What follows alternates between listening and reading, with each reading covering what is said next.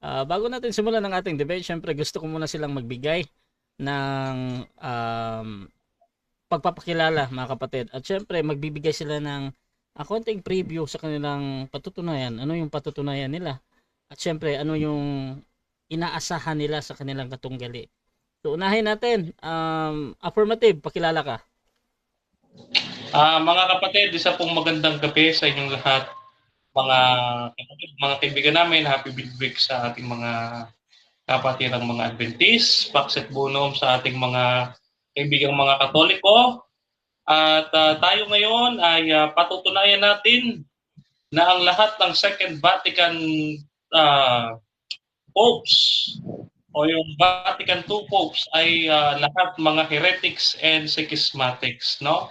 Dahil ito pong paksa namin, ito po talaga ang reason, mga kapatid, ng aking departure from the newly sect of the Novus Order Church ng Vatican II. No? It's a modernist Rome.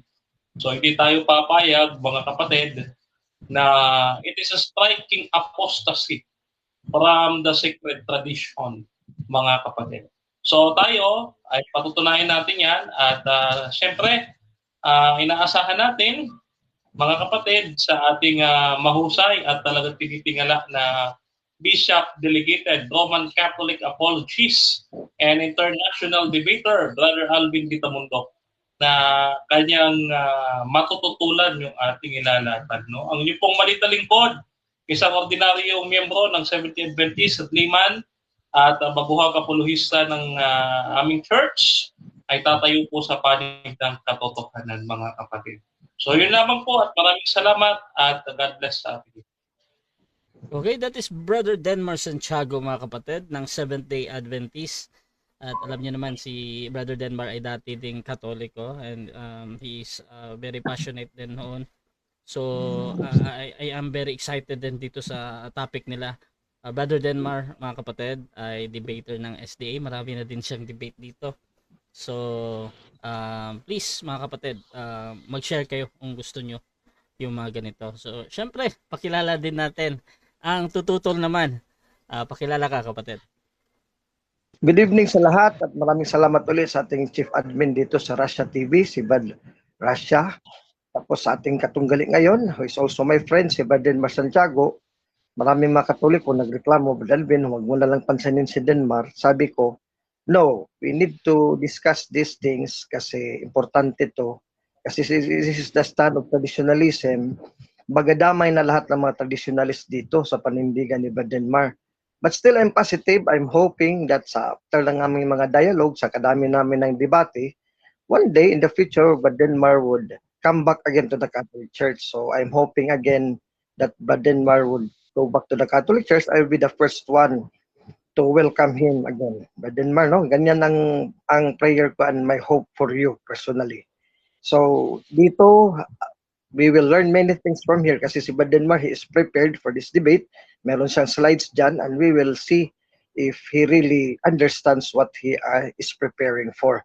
So again, I will stand for the RCC and then I will be the negative side of this debate. Good evening once again at balik sa iyo, Badrasha. Okay, Alvin Gitamundok mga kapatid, syempre. Isa na itong legendary sa debate mga kapatid. Hindi pa uso yung mga ganitong Facebook. Nandyan na siya doon sa nakikita ko pa siya noon sa parang sa plaza ba yun, at meron din siyang debate na malakihan kay sa Iglesia ni Cristo. So hindi kayo magsisisi mga kapatid pag si Alvin Gitamundok talaga yung tatayo mga kapatid. At once again, Alvin Gitamundok ng Roman Catholic Church mga kapatid. So dako na tayo mga kapatid sa ating debate again mga kapatid. Ang topic natin ngayon ay patutunayan ng ating affirmative na lahat ng Second Vatican Council popes ay heretics and schismatics mga kapatid. At Brother Denmar, medyo maliit yung slides mo bro. Wait lang.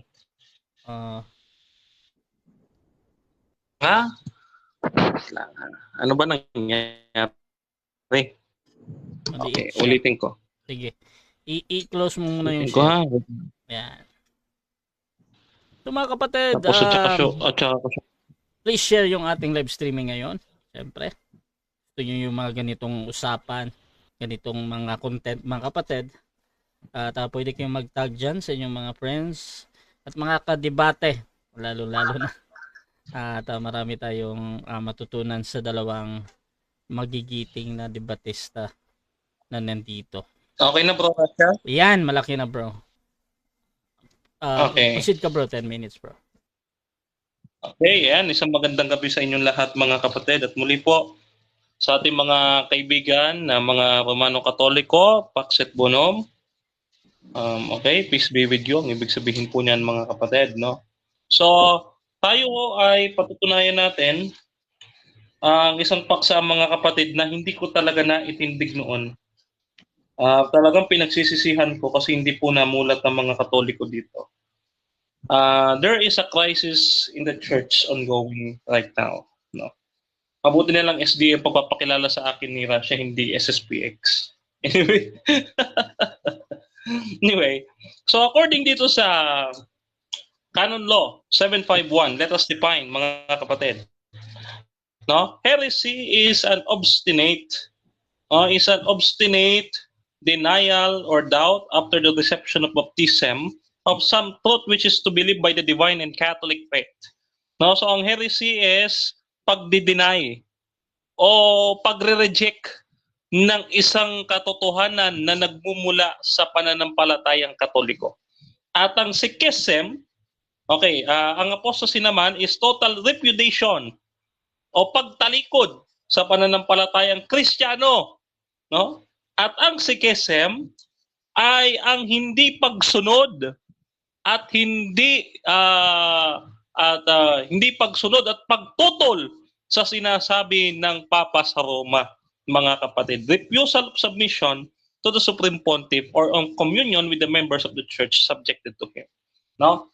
So, in relation to the Catholic prophecy, mga kapatid, si Our Lady of Lazaret, noong September 19, 1846, ang sabi niya, the Rome would lose the faith and become the seat of the Antichrist. No? So ito po ang stand talaga ng Adventist na ang Rome is the seat of the Antichrist. No? So ito, naniniwala ako dito sa apparition na ito, yung Lazaret, mga kapatid. No? Okay? So, next natin. According kay Pope Pius X, no? Ito sa kanyang encyclical na E Supremi Apostolatus noong October 4, 1903, the church is at the present time, ano daw? No, more than in any past age, suffering from a terrible and a deep-rooted malady, apostasy from God. So ang Catholic Church daw ay under apostasy. Kailan yan 1903. So before Vatican II, nangyayari na, mga kapatid. No? So in the last days, ang sabi diyan, there may be already in the world the son of the perdition or the Antichrist. No? So, punta natin ito. Sino ba itong Antichrist na ito? Tandaan ninyo mga kapatid heresy ay pagtanggi sa katotohanan ng dala ng simbahang Katoliko. Ang apostasy ay pagtalikod at ang Sikhism ay hindi pagsunod sa Papa sa Roma. No? According dito kay Cardinal Ottaviani, the Novus Ordo Missae, no? Considering the new elements widely susceptible to widely different interpretations, which are implied or taken from granted represents as a whole in the details is striking departure. No, tingnan mo, umalis. Departure from the Catholic theology of Mass. It was formulated in the session 22 of the Council of Trent. The canons of this rite definitively fixed at the time erected insurmountable barrier against any heresy which might attack the integrity of the mystery. So kita po ninyo, no? Tinutulan niya. Nag-departure. Means, ibig sabihin nag-apostasy. Itinanggi niya mga kapatid. Kasi when you become an apostate, you will become also a heretics. No? So, striking departure. Pag departure, umalis, nilisan. Therefore, nagsikisim din.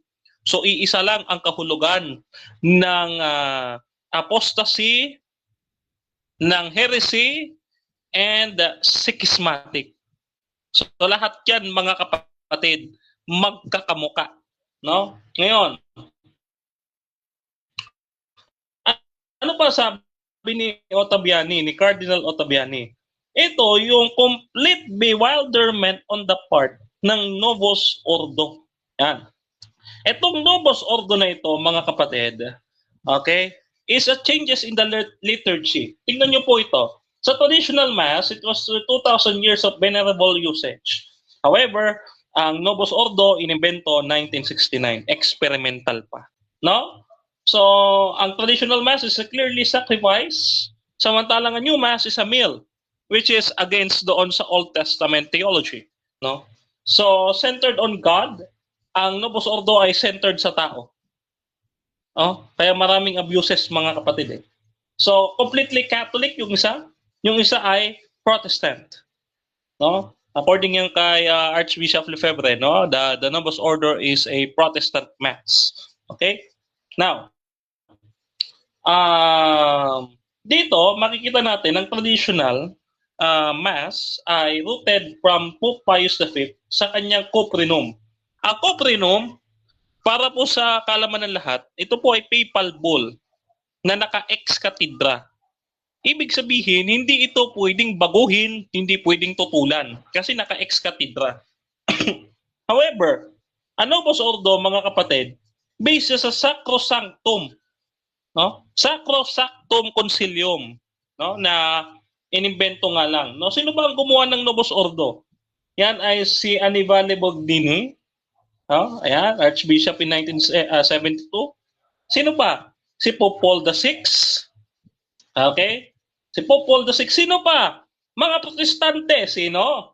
Si Dr. George, si Canon Jasper, si Dr. Shepard, si Dr. Connet, si Dr. Smith, and Brother Max Torian. No? And some of them are from the Council of Churches, the Church of England, the Lutheran Church, and the Protestant Community of Faith. No? So according dito sa Cuprinum, mga kapatid, ito nakikita nyo sa aking screen, that is infallible. An infallible ex cathedra, no, papal bull ng Papa.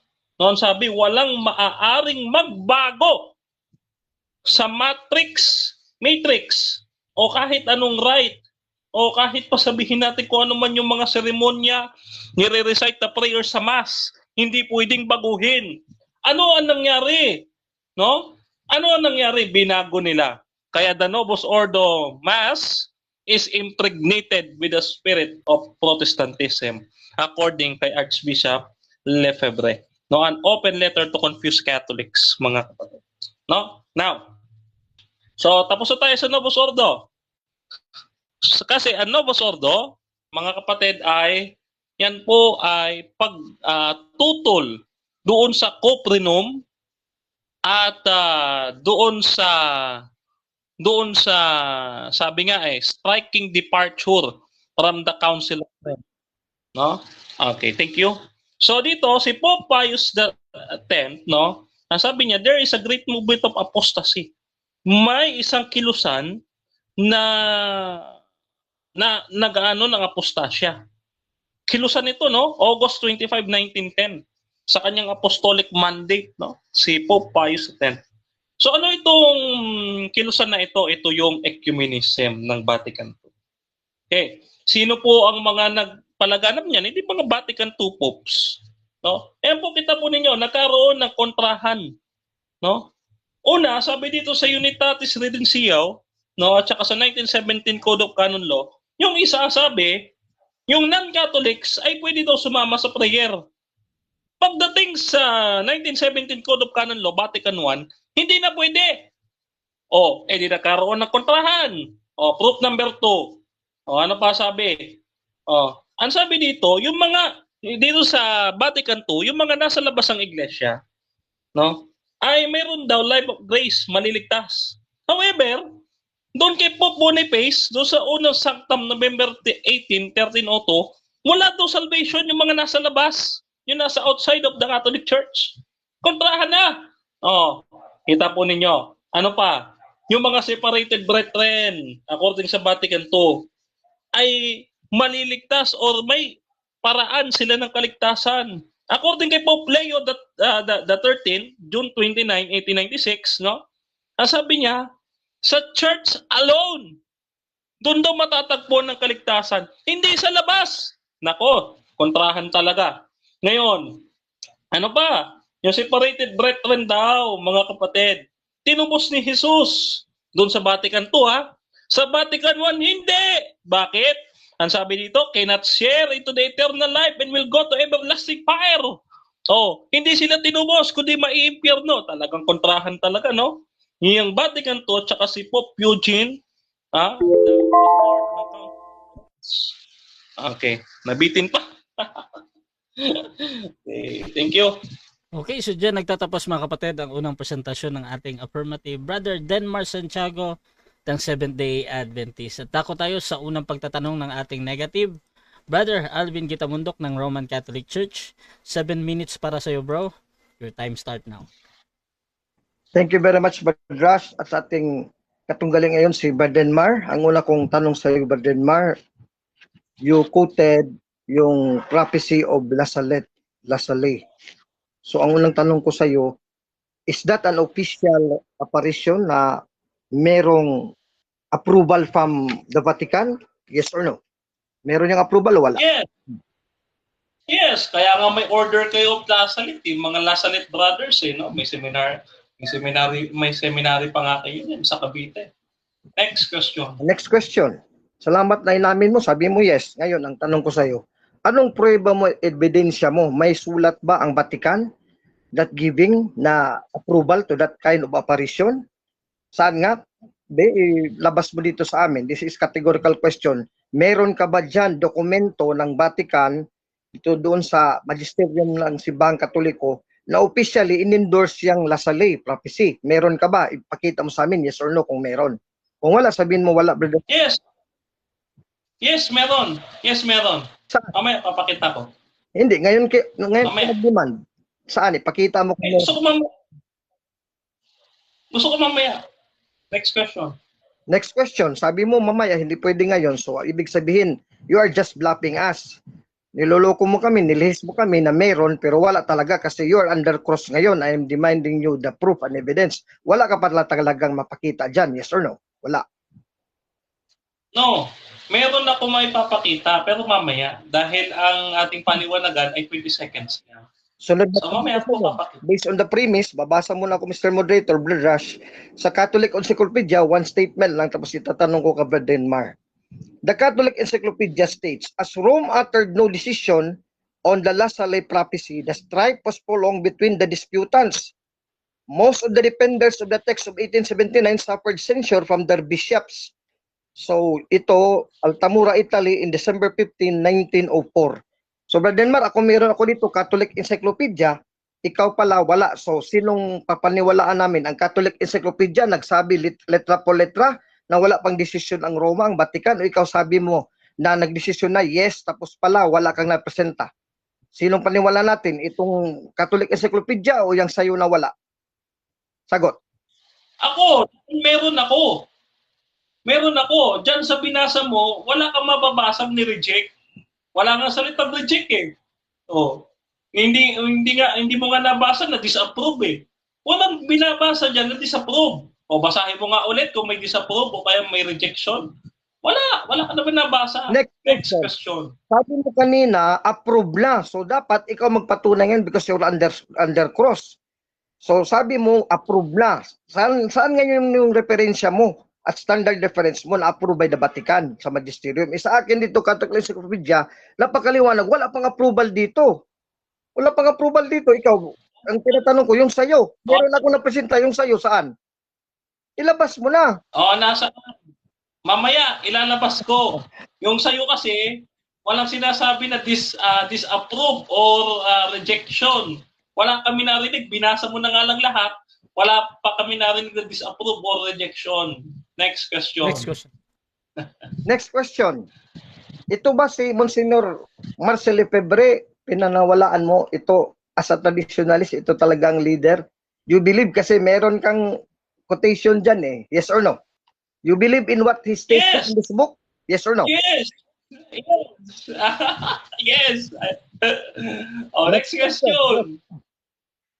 Question. Sabi mo, yes, you believe Monsignor Lefebvre. Do you know for a fact, matter of fact, that Monsignor Lefebvre was excommunicated by Pope John Paul II, Ecclesiam Dei, na excommunicate siya ni Pope John Paul II? Yes or no? Alam mo, excommunicado siya.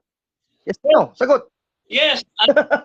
Yes. Pero sabi po, Benedict XVI, invalid yun. Kaya nga binawi niya eh. Di ba? Kaya mali talaga si John Paul II. Heretic eh.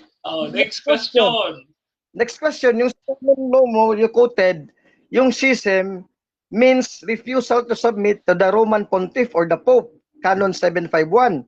Yun ang basis ng Pope John Paul II sa kanyang excommunication to Monsignor Lefebvre. So, ibig sabihin pala, ang schismatiko at saka ikaw din at mga traditionalists are schismatic. Yes or no? Because you didn't submit to the Pope. Yes or no? Sagot. No! No! Dahil invalidly elected yung mga popes ninyo. No? Kasi mga heretics eh. Kaya invalid.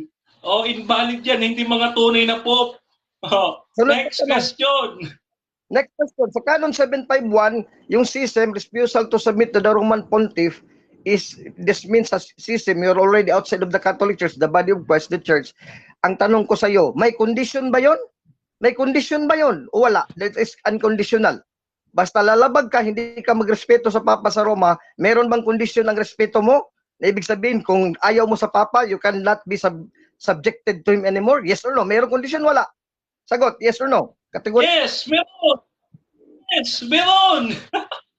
Pagka invalid yung validly elected yung Pope ninyo at heretic, hindi dapat sundin. Kaya ka tinutulong ni Archbishop eh. Sige, next question. Saan dito sa Canon 751 na meron ditong exception at may condition? Ikaw lang nagsabi niyan eh. Wala yan sa Canon 751. Saan sa Canon? Kung may ebidensya ka, anong Canon? Sa Canon Law. We're talking about Canon Law here. We're not bluffing anybody. Saan sa Canon Law article? Saan? Meron ka? Wala. Tell us honestly, wala. Meron! Meron! Pwede mong i-deny ang authority of the Pope.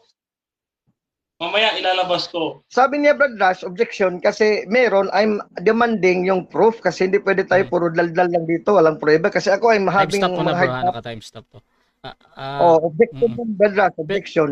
Pero ang sagot kasi niya bro, mamaya daw bro. So, siguro, yun talaga yung sagot niya. Proceed ka lang bro. Mag-object ako Brad Rash, kasi gagawin itong thread ni Denmark eh. Kasi I am demanding on my cross na kasi ako magbibigay ako ng proof eh tapos sa kanya wala, this is unfair. Tapos palagi lang meron mamaya tapos wala pala. Basta sa akin bro, basta sabi niya meron tapos mamaya tinatanggap ko yan bro ha. So wait lang bro Denmar. Dito tayo sa continue tayo sa tanungan bro. Wag kang mag-respond doon sa bro Alvin, balik tayo. Tanong sagot, bro. Tanong ka, bro. Next question. Dito sa Supreme Apostolate by Pope Pius X in 1903, ang sinasabi na tinutukoy na apostasy, di ba specify niya dyan mga modernist na mga heretics? Hindi naman ang Vatican II Council dyan ang sinasabi, yes or no? Specified in his technical. No, ang Vatican is modernist. That is a modernist Rome. That is not the ancient Rome. Kaya nga, kayo ay schismatic, pumiwalay kayo. You are a conciliar church. Time. 7 minutes tayo. 7 minutes. Okay, so dyan nagtatapos mga kapatid ang unang mainit na tanungan. Siyempre, shoutout muna sa ating nasa live mga kapatid. Shoutout kay Araza, Jesse, yan daming invento na aral ninyo. Shoutout din kay Lobinel Soto, puro kasaysayan ang nilatag. Akala ng Katoliko hindi paniniwalaan ng mga sulpot pag hindi mababasa sa Biblia. Shoutout din kay Raimundo Gailo, Marcel Lefebvre, namatay na lang yun na excommunicated sa Catholic Church. Shoutout din kay Jimel Bungalos, Yari ka Denmar. Shoutout din kay Webster Mitaran, hahaha. At kay Genesis to Revelation, go. Bro Alvin Kitamundo. Flores de la Cruz, sabi niya, Udyo araw ng Sabat, dili makaluwas kaya sinira ni Cristo dyan, 518. Shoutout din kay Lubiel Soto, mamaya na daw, boo boo. Shoutout din kay J.N. Nuevas, di naman nila alam anong basehan para ma-approve ba. Shoutout din kay Erwin De La Cruz, hanep talaga mag-moderate si Bro Russia, pambansang moderator talaga. Shoutout din kay Lubiel Soto, wala lang sa tamang paningin sa Denmark kaya akala niya meron pero wala pala. At shoutout din dito kay meron ako nabasa from Yesomar ng punto por punto. Shoutout sa inyo dyan, bro. Sabi niya hindi pala si Ejely White ang paborito. Ayan, so paborito niya. Hahaha. At shoutout din kay Raimundo Gailo. Ayan. So mga kapatid, dako tayo sa ating negative first presentation. Alvin Gitamundok ng Catholic. Your time start now, bro. Maraming salamat, Badras, ang ating moderator at chief admin dito sa Russia TV, at sa ating kapatid si Braden Mar Santiago na ngayon former Catholic pero ngayon is already SDA. Pero he represents the traditionalist side of the some portions of the Catholic Church sa mga traditionalism. Now, dito tayo sa ating first negative stand. By the way, ang first negative stand is only to present the counter arguments in every time he quoted something out of the Catholic Church na mga references. For example, there is no specification in the canon law that there is a condition. I have there the book of the Code of Canon Law, 1983. Wala po na condition doon na yung submission ng Pope, you will not submit if a Pope is heretic. Because who will determine if a Pope is heretic? Halimbawa, tayo ngayon, magdudura tayo that a Pope is heretic. Agad-agad, we will not submit. It is still to be determined by an authority, which is the Pope and the Council. Yun Kaya nga, walang kondisyon na open dyan sa canon law. That is the reason why. We are bluffed by Denmark na mayroon ako Badalbin, pero alam niya wala I'm not sure if he has that book, Code of Canon Law, pero wala dyan sa 751. Walang specification dyan. Because of the reason that we cannot judge. As part of the Catholic Church, we're not the Pope, we're not even the class of the bishops, the college of bishops. We cannot judge individually if a Pope is heretic o yung makondisyonis niya. Wala yung makondisyonis niya, he's just bluffing. Now ngayon, I have also this encyclical E Supreme Apostolatus by Pope Pius X in 1903. Specific din dito, si Pope Pius X. Sabi niya, modernist heretics during his time in 1903. He is not referring to the Second Vatican Council because the Second Vatican Council is not yet judged. Kayo lang mga traditionalist nagsabi ng mga modernist. Si Pope Pius namatay na 1903. During that time, wala pang Second Vatican Council. He does not even think of, wala sa isip ng context sa isip niya na he is referring to the Second Vatican Council.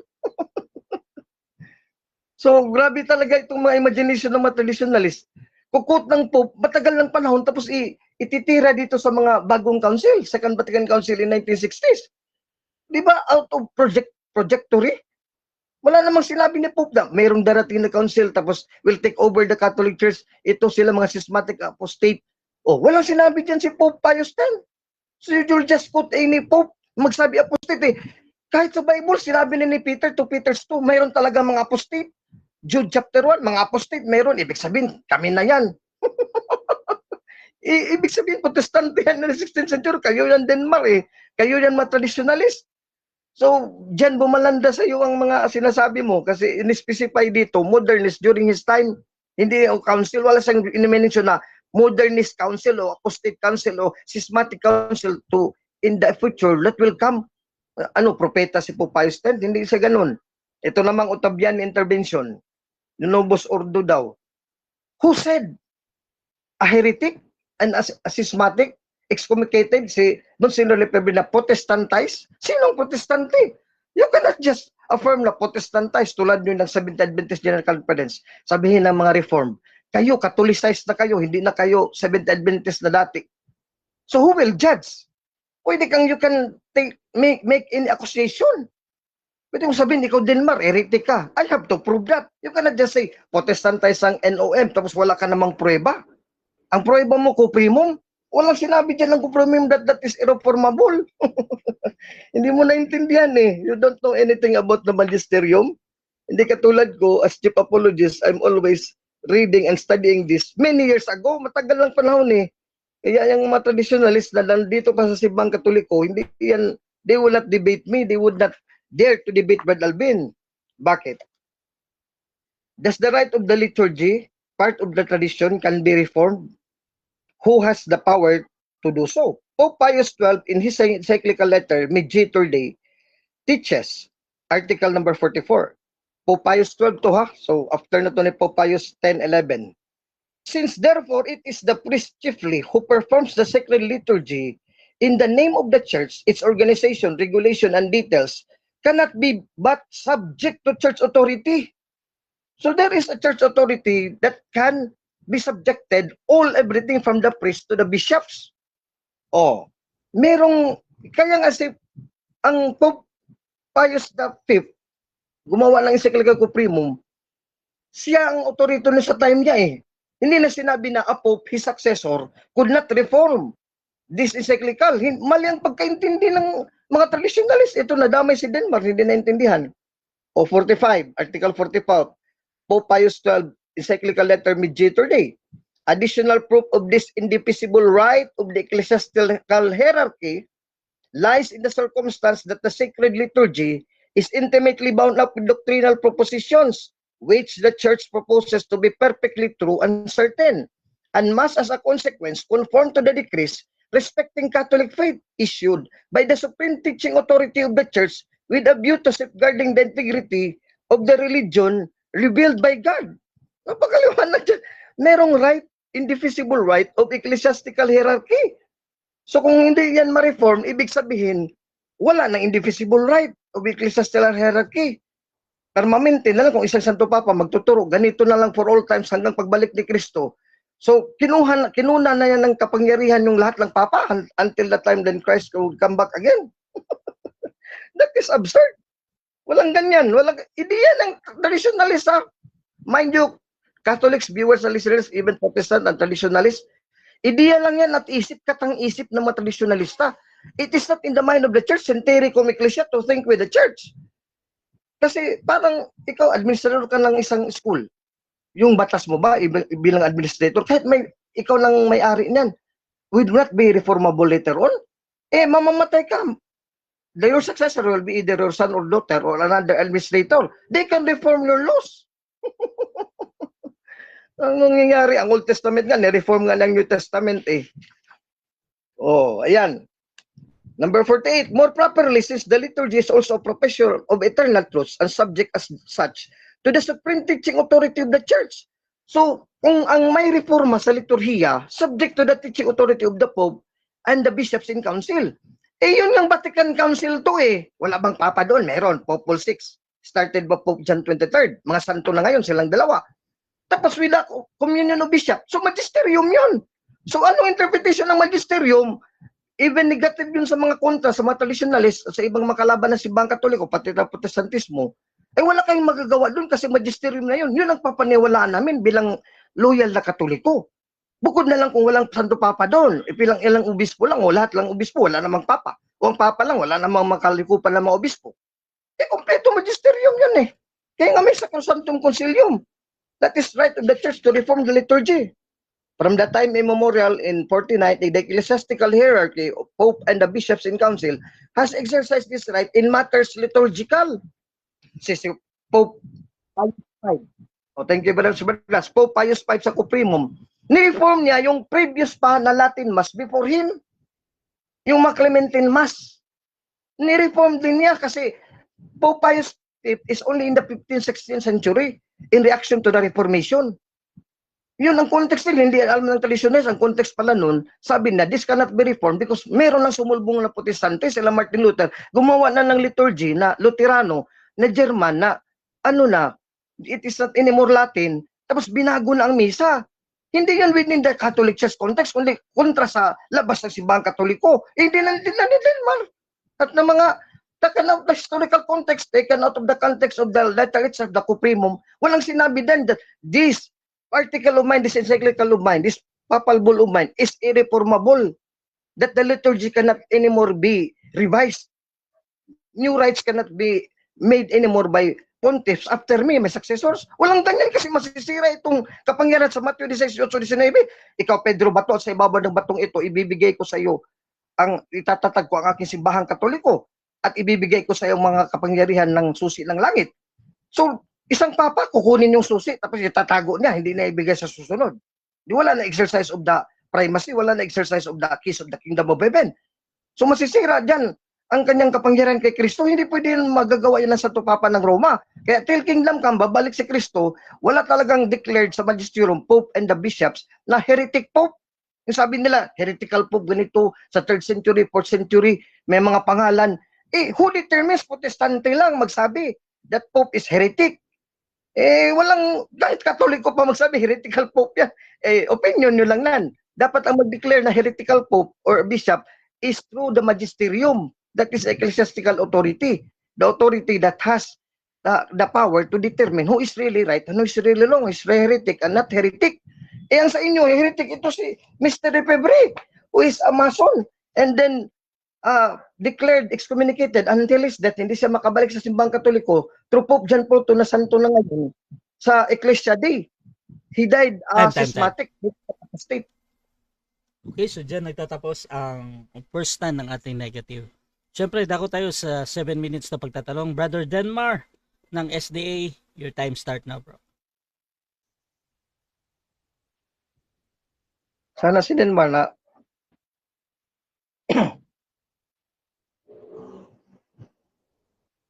Denmar, running time tayo dito.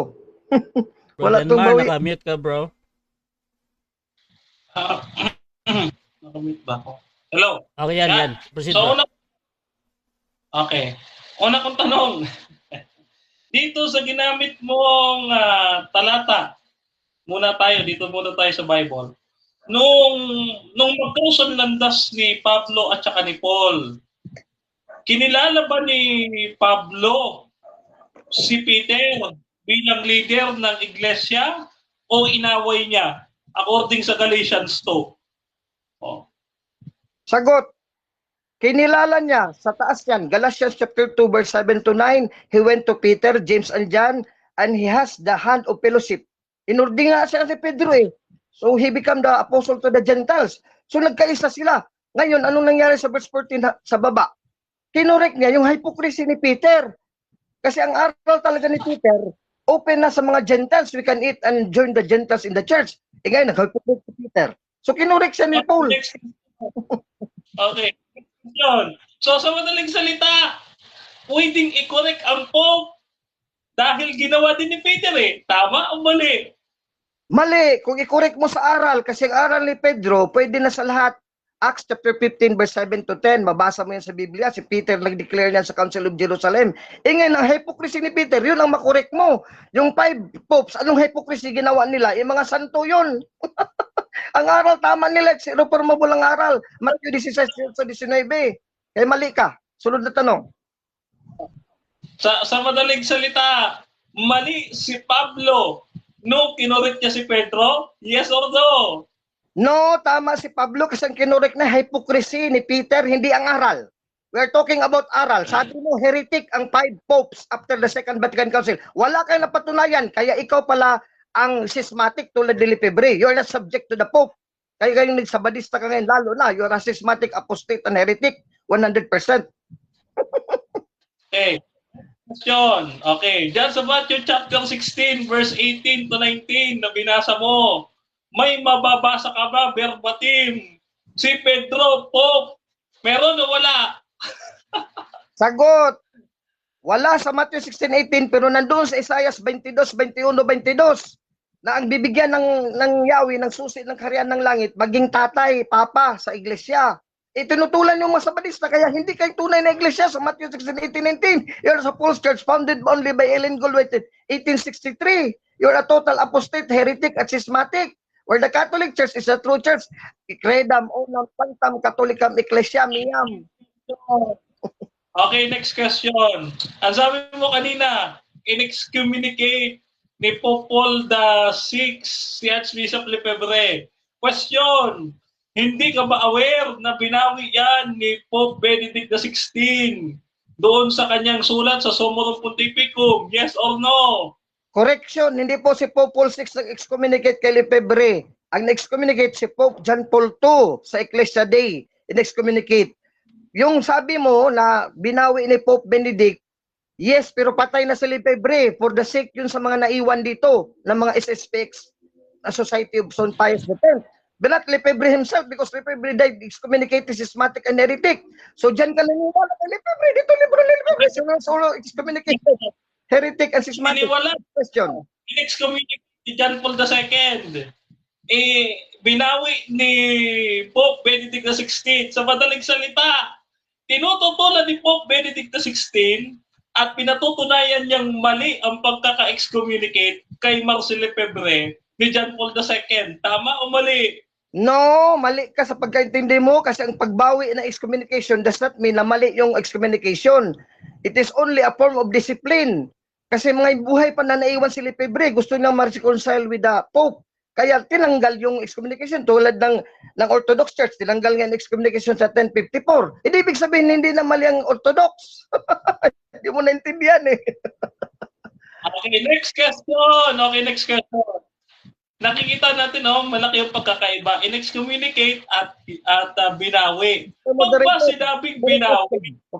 Objection. Pag ba sinabing binawi? Objection natin muna.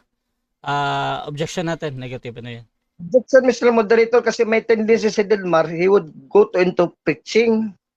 Do not argue, do not preach. Direct question tayo kasi when I'm on the question side, direct talaga lang question ko sa'yo eh. I won't say anything, commentary. Okay. Counter objection doon, Bro Denmar. Premise ko po, Mr. Moderator. Okay. So, ganito, pakiulit na lang, Bro Denmar. Tingnan ko yung premise mo ay connect doon sa itatanong mo, ha? Tapos, sige, direct question. proceed. Oh. Bro Denmar. Bro, nawala ka, bro. Bro Denmar, baka nagsasalita ka, bro. Nawala ka, bro.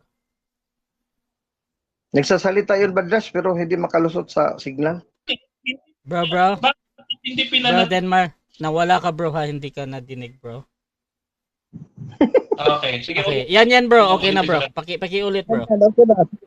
Patuloy ba din direct question? Kung tama yung excommunication ni John Paul II kay Marcel Lefebvre, ang question ko diyan, bakit binawi ni Pope Benedict XVI kung hindi naman pala mali ang excommunication niya? Sagot, kasi bakit? Open-ended. Ang sagot ko sa iyo, kasi ang pagbawi for the living, hindi niyo alam. Mga traditionalist, tuturuan kayo ng chief apologist para sa mga buhay. Pero ang patay na na-excommunicate, hindi pa nabawi, namatay na lang, wala na yun. Doon na sa imperyo si Lefebvre. Para yun sa mga buhay. Hindi nyo pala alam eh. Kasi kaawa-awa yung mga buhay na naiwan. Gusto pang bumalik sa Katoliko. Next question. Kaya hindi nagkamali. Next question. Hindi alam ni John Paul, ni Pope Benedict XVI na patay na si Marcel Lefebvre. Kaya ang ginawa niya, tinanggal niya excommunication. Kasi isip-isip niya, buhay pa. Kasi sabi mo, for the living eh. Nandito naman sa preaching eh. Tama ba daw or mali? Yun yung tanong, bro. Alipin. Hindi, wala. Pahayag lang siya. Wala naman siyang tinanong na tama o mali. I'm listening. Sinusundan ko yung daldal niya. Sa end, bro. Sa end. Ganito na lang. Time stop mo na. Bro Denmar, pakiulit nga yung buo, yung tanong mo, bro.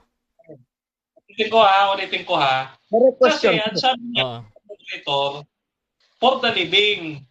Okay. Kung for the living, hindi ba aware si Benedict XVI na matagal nang patay si Lefebvre?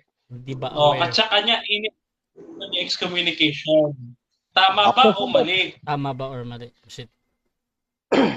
Sagot, mali ang pagkaintindi mo kasi aware si Pope Benedict patay na. Kaya nga binawi niya for the living. Hindi mo naintindihan yung sagot ko eh. For the living, pero yung patay na, wala nang magagawa si Pope Benedict noon. Imperno talaga si Lefebvre. Imperno talaga si Lefebvre because he died excommunicated. Inabawi ni Pope Benedict, matagal nang patay. So dito tayo ngayon sa buhay. Para sa buhay, he needs to take out the excommunication tulad ng Orthodox Church. He take out the excommunication. Pero Next hindi question. na dun sa patay ng Orthodox Church nung araw. Next question. Next Ngayon, inaamin mo pa sa amin na ang Novus Ordo ay reform ng misa ng traditional Latin Mass. Yes or no? Sagot, hindi ko sinabi na reform. It is a revised. Yung revised, merong dinagdag na mga elemento sa old liturgy at meron namang kinuha. It is even more earlier ang Novus Ordo than the traditional TLM. Time. 7 So, minutes time.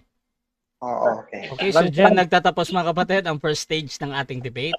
And I think nag-enjoy yung ating mga audience dyan. So shoutout muna sa ating mga nasa live.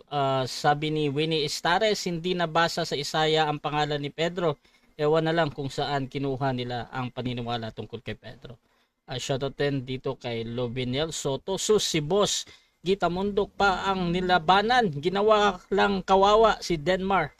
At shoutout din kay Remy Derecho. Ikaw, Erwin, hanggang okay sa kay shoutout kay Erwin de la Cruz. Hoy, Denmar Santiago, kapag kino-cross exam ka at hiningan ka ng prueba sa claim mo, dapat ready right there and then. Hindi pwedeng sasabihin meron pero mamaya mo ibibigay. Ayan, hindi pwedeng banggitin tong words na to. Akala ko ba debater ka, hindi mo alam yung basic na yon sa debate. At sabi naman ni Gray Heisenberg, the best talaga kayo mga lodi ko. Hahaha. Shoutout din kay Lobinel Soto, unang arangkada pa lang yan, butata na si Denmar. Shoutout din kay Webster Mitaran, probable cause to be determined before they decides. Shoutout din kay Avila, tinatawanan lang ni Bro Denmar Santiago si Gita Mundo. Lampaso napahimas ulo na lang si Gita Mundo. Shoutout din dito kay Alexander. Dinadaan na lang ni Denmar sa tawa-tawa. Wala nang masagot na maayos. At okay, tuloy-tuloy tayo mga kapatid. Dito tayo sa ating rebuttal stage. Under 10 minutes ito. At nakikita ko na yung presentation ni Brother Denmar. Naka full screen na bro. Proceed ka bro, 10 minutes. Okay. Alam nyo mga kapatid, china-challenge tayo ni Gita Mundok. Wala daw tayo mailabas eh. Wala daw. Tayo ba lalaban tayo sa pinakamagaling at cheap apologies ng Roman Catholic Church nang hindi handa? Aba, nakakahiya. No? Ito Bro Alvin. Okay. Ito sabi diyan, the Code of Canon Law, a text and commentary, an authoritative commentary on the canon law, no? Ayan, so Canon Law Society of America, ano sabi diyan? Classical canonicists discuss the question whether a pope in its private or personal opinion could go into heresy, apostasy, and sikhism. Pwede pala. Bakit mo dinideny? Kasi hindi mo alam ito. Wala kang alam. Mag-aral ka. They were to do so in notorious and widely publicized manner. He would break the communion and according to an accepted opinion, lost his office ipso facto. Hindi naintindihan ni Bro Alvin. When you say ipso facto, pag nagpakita na ang Pope ng heresiya, agad-agad, hindi na siya Pope. Hindi mo na kailangan pag i-denounce. Hindi mo na kailangan i-declare. Agad-agad, ipso facto. Tiwalag agad. Lose his office, sabi niya, no? Hindi niya alam yan.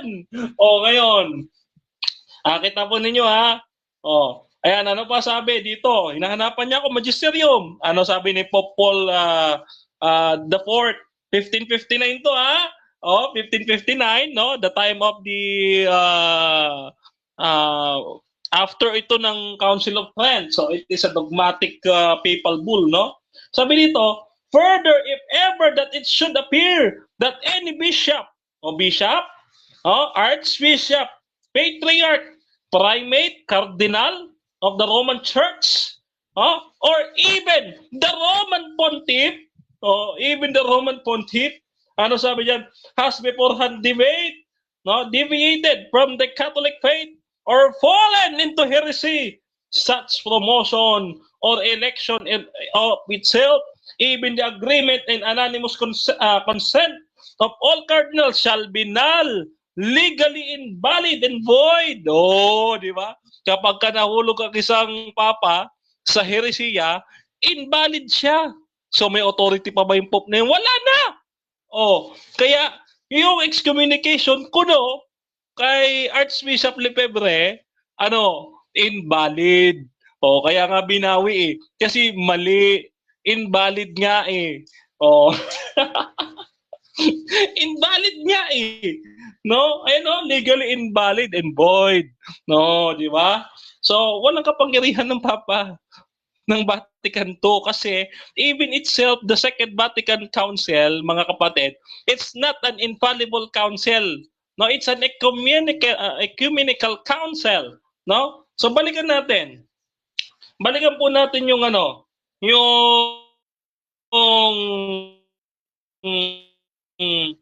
yung Coprinum.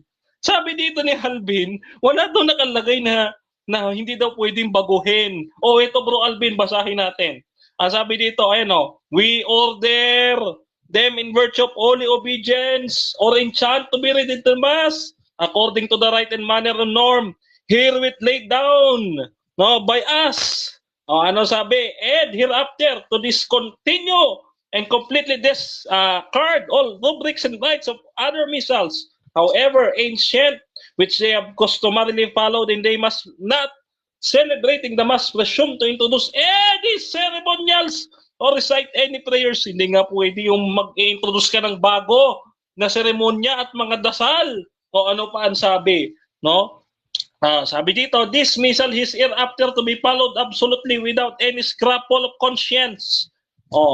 Ano ba? Ang sabi dito, mga kapatid, this present document cannot be revoked, cannot be modified. Hindi nga daw pwede baguhin eh. Si Alvin, ano sabi niya? Ni-revise. Naku, lagot ka kay Pope Pius V. Ni-revise nyo. No? Yung Novus Ordo ninyo, ni-revise nyo. Yung Latin, yung traditional Mass. No? This document cannot be revoked or modified, but remain always valid. Valid always. Sa madaling salita, yung authority ng Pope dito, valid always. Kaso tinutulan. Ginawang Novus Ordo. Ano ang sabi ng Pope? Therefore, no one whosoever is permitted to alter. To alter. Ano ba ibig sabihin na to alter? Baguhin. Hindi pwedeng baguhin.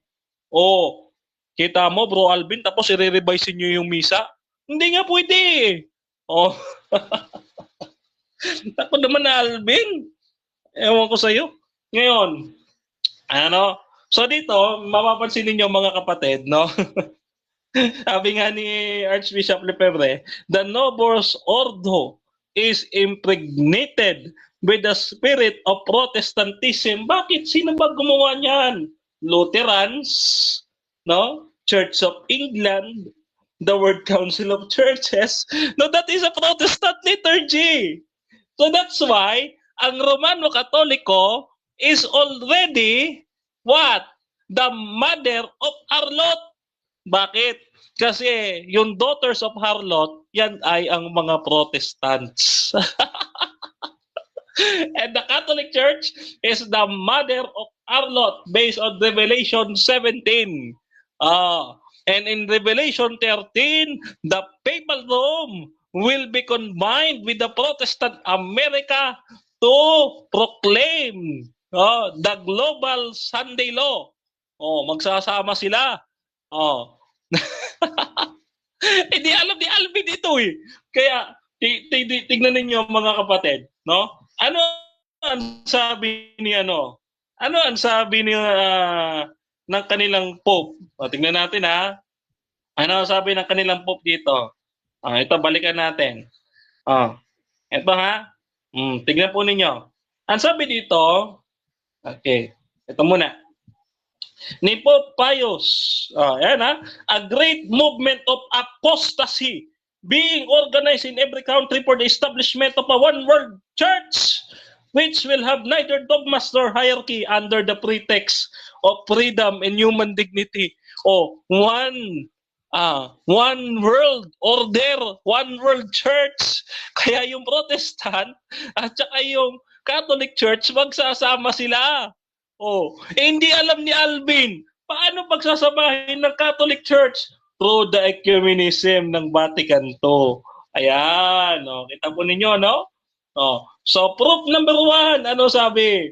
Vatican II Decrees on Ecumenism. Ang sabi dito, sa Unitatis Redentio, paragraph 8, that Catholics should join in prayer with their separated brethren. Pwede daw. Pagdating do sa 1917 Code of Canon Law, Canon 1258, ano na? It is not licit to have a part in the sacred rites of the non-Catholics. Ang ginawa ni John Paul II, nagkaroon sila ng ng sama-samang prayer doon sa Assisi noong 1991. Ano pa ginawa ng Pope na ito? Humalik sa Quran. Kaya ang Antikristo talaga yan. John Paul II na yan eh. Tinututulan niya itong Code of Canon Law. Di ba? We judge him through the canon law. Tandaan mo, Bro Alvin, 1917 Code of Canon Law, Canon 333, pagka sinabi ng Pope, that is official. Kaya kapag tinututulan, contradiction na. Ano pa sabi? Ito ha. Vatican II, ano sabi ng Vatican II? Can exist outside the visible boundaries of the Catholic Church, the life of grace. May kaligtasan daw sa labas. Pagdating sa Vatican I, ano na? Sabi ni Pope Boniface, outside there is no salvation. Paano yan? Kontrahan, Bro Alvin. Kasi nga, gusto ninyo yung mga ecumenism. Yung mga ecumenism, ayan po. Separated churches and communities.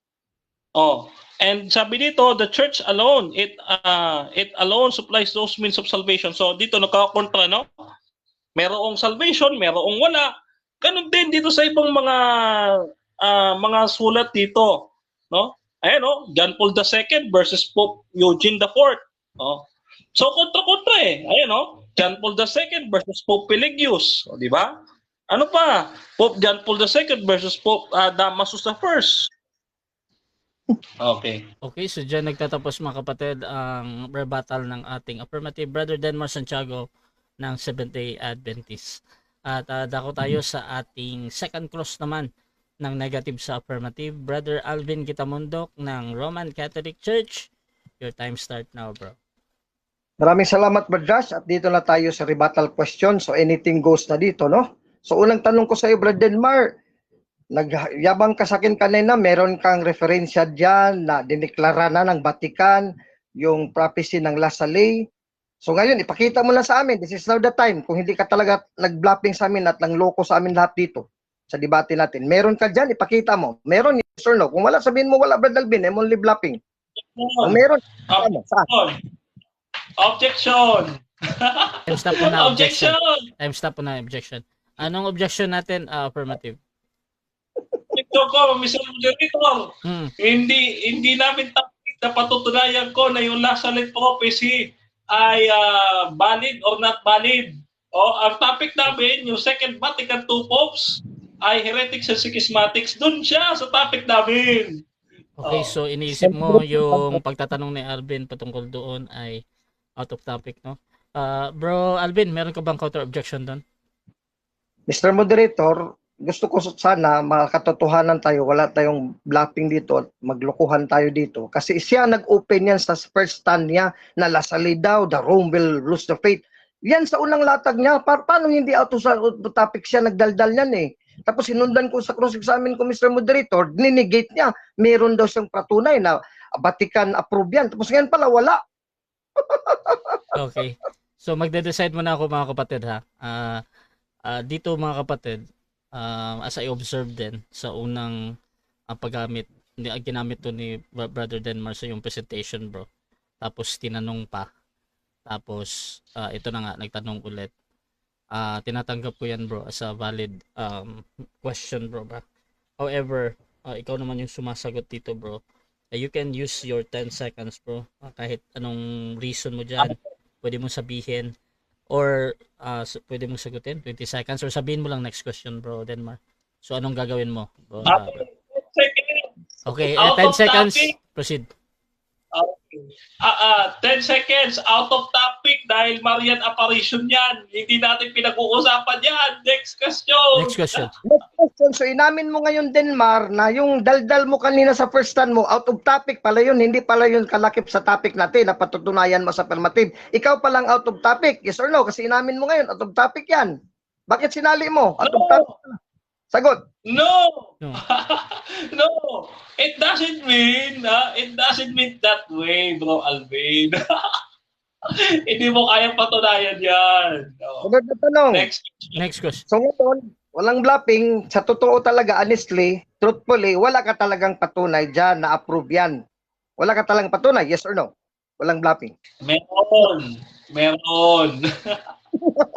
Next question. Meron, Mr. next Moderator, question. Time stop, objection. Objection natin, negative, ano yan?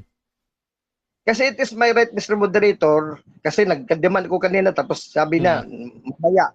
O ngayon, dumating na tayo sa rebuttal, dating na tayo dito sa mamaya. So hanggang ngayon, Moderator, wala pa rin eh.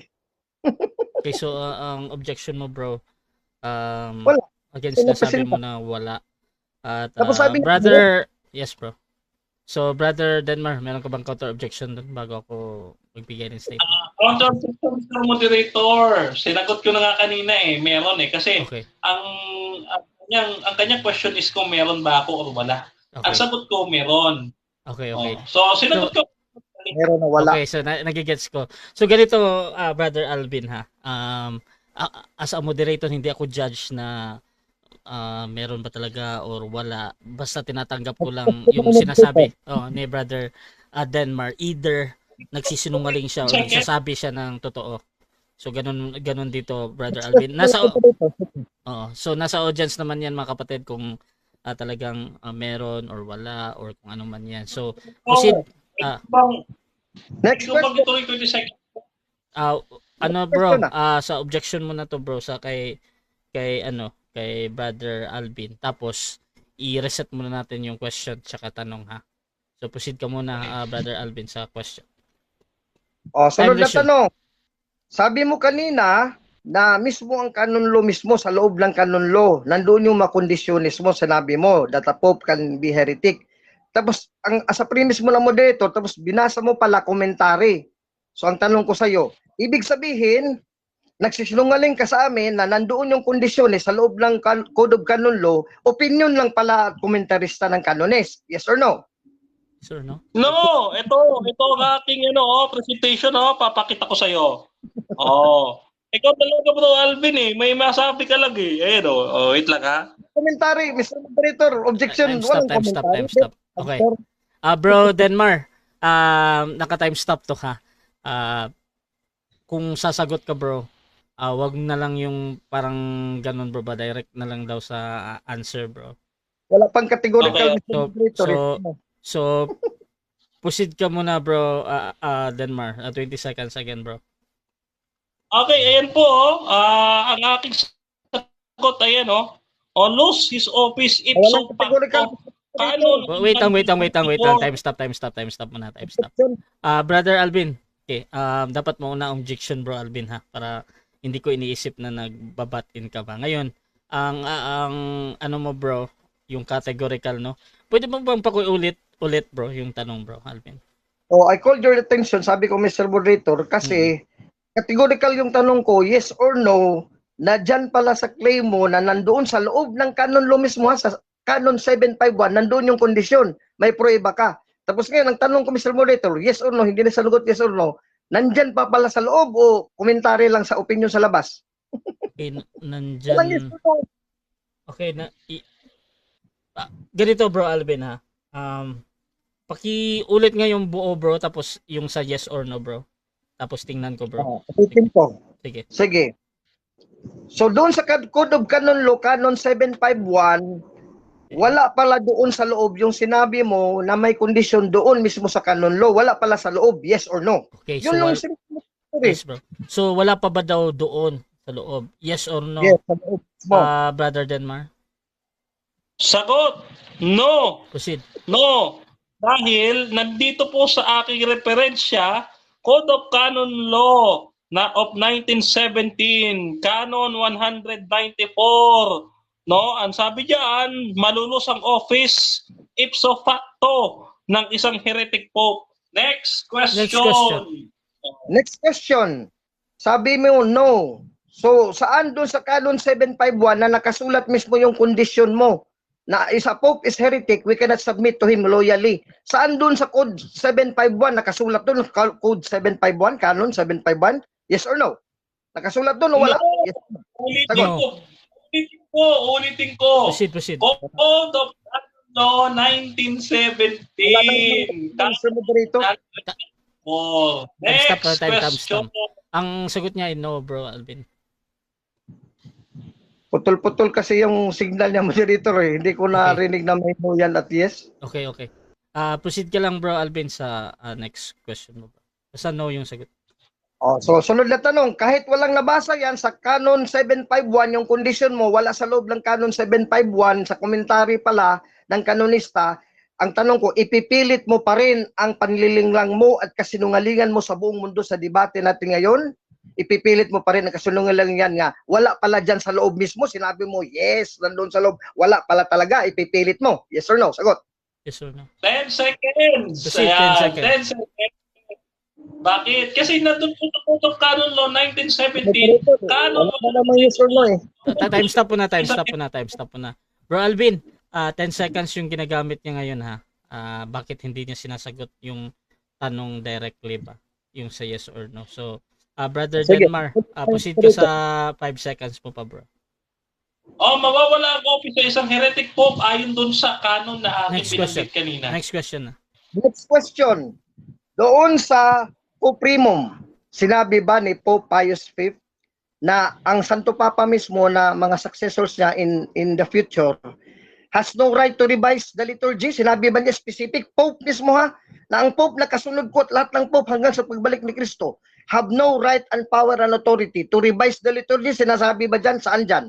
Yes or no? Sagot. Yes or no? Yes. Sabi dyan. Yes. Ito, papakita ko ha. Proceed. Basta 20 muna. seconds yun, tumatakbo. Okay, papakita ko, Mr. Moderator ha. Dito sa Poprinum, sabi dito, cannot be altered by no one. No? Ito. Ayan o. Sabi dito, ayan o. Next question. Next question. No one Next question na, bro. Alter. Next question. Sunod na tanong. Premise mo na, Mr. Moderator. Babasa mo na ako dito sa Poprimum ni Pope Pius V. Sabi ni Pope Pius V, nandyan sa Poprimum ha, whereas amongst other decrees of the Holy Council of Trent, we were charged with revision and reissue of the Mass, the sacred books, the Catechism, the Missal, and the Breviary. So, ang tanong ko sa iyo, nagsisinungaling ka pa pala ng mga Santo Papa, meron talagang karapatan, katulad ni Pope Pius V, na mag-revise, hindi lang sa Misa, pati sa Canon Law, Breviary, Missal, Catechism. Yes or no? Nagsinungaling ka? Yes or no? No. Sagot. No. Ang sabi dito sa Poprinum, ayan o. Therefore, no one whosoever is permitted to alter. Walang sino man ang maaari na payagang baguhin. Ang decree na Santo Papa na yan. Next question. Pag sinabi niyang walang sino man, tapos sinabi niyan dito, the Pope has the power and authority to revise the breviary. So ang tanong ko sa iyo, hindi mo pala naintindihan talaga yan, yes or no? Hindi mo naintindihan. Kasi, hindi mo naintindihan.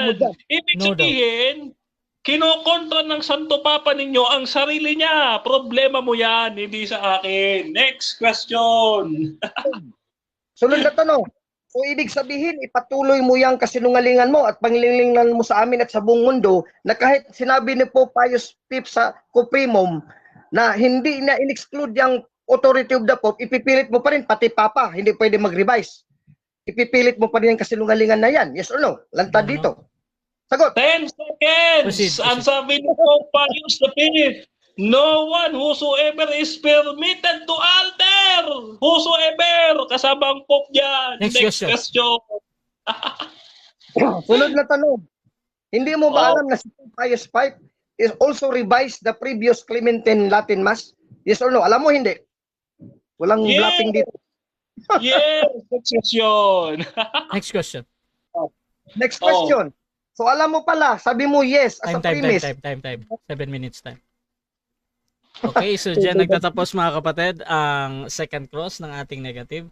Siyempre, shoutout muna sa ating mga nasa live kay Paisa Rose Cloud. Shoutout din kay J. Nuevas, ang klarong heresy yung pumapayag sa abortion.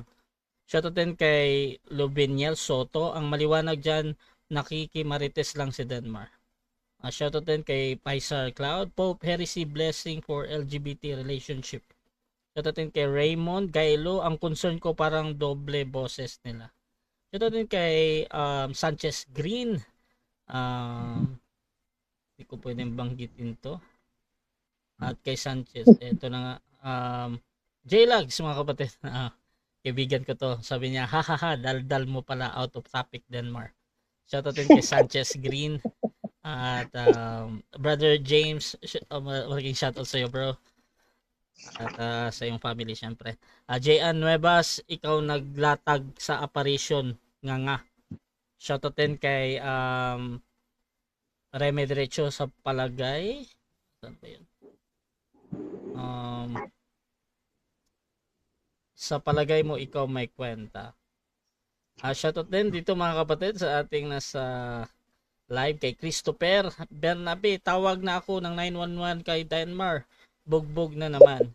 Shoutout din kay Hebrew Knight, nagmumukhang ewan na. Shoutout din kay Lubinel Soto, ipipilit ang kasinungalingan, tatakbo sa 10 seconds. Hahaha. So mga kapatid, tuloy-tuloy tayo dito. Rebuttal naman ng ating negative.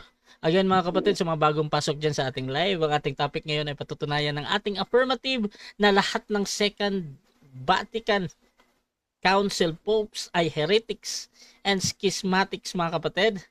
At 10 minutes para sa rebuttal ng ating negative. Brother Alvin Gitamundok ng Catholic, your time start now bro. Maraming salamat Brad Rasha, ating moderator at chief admin sa Rasha TV. At sa ating katunggali ngayon si Brad Denmar na naghirap tapos wala talaga. Ipit at gipit. May nagsabi pa dyan, tawag ng 911 kasi gulpi na gulpi. So dito tayo ngayon sa rebuttal, initinggo sa ulit dito, no? So una, nag-blapping talaga si Denmar. He wants us na have an impression na meron talagang valid prophecy sa Lasalit na Rome will lose the faith. Pero hindi pala approve sa Santo Papa at sa Vatican. So ngayon, sabi niya, meron ako, Brother Alvin, approve na yan, meron ako. Tapos nag-blapping talaga kasi natapos na lang second stand niya, wala talaga zero. Tapos dininay niya pa, out of topic na question, Brother Alvin. Ikaw nag-open yan, so ikaw pala out of topic. Kaya sunod, ang pagpreparar mo, ayusin mo pag-prepare mo, huwag kang sumali dyan sa mga out of topic punto. Kasalanan mo yan, sa kung pagsisihin mo ngayon. Ngayon, ayan. So ngayon, dito naman tayo sa ikalawang panglilihis niya at panlulukot pag sinungaling sa atin lahat. Sa Canon 751, challenge question ko, Fredinmar. Sinabi ba dyan sa Canon 751 may mga conditionist? Kasi every canon, kung may mga condition yan, mga exception, or mga stipulated na mga specific na under niyan, isusulat niya sa baba. May mga statement niya sa baba, mga sentences. Sabi niya, meron ba Delvin sa loob talaga ng Canon 751? Ngayon sa rebuttal niya, binasa niya, commentary, opinion. Yung opinion na commentary, hindi pinutol pa niya kasi may kanugtong nun, since the Pope cannot be judged by no one, so it is difficult na ma-determine kung sino ngayon ang papalit sa kanya. Yun ang sabi ng kanonista. Kaya nga, open na, wala nga kondisyon nan sa loob ng canon law kasi it cannot be who is the authority to say that the Pope is a heretic.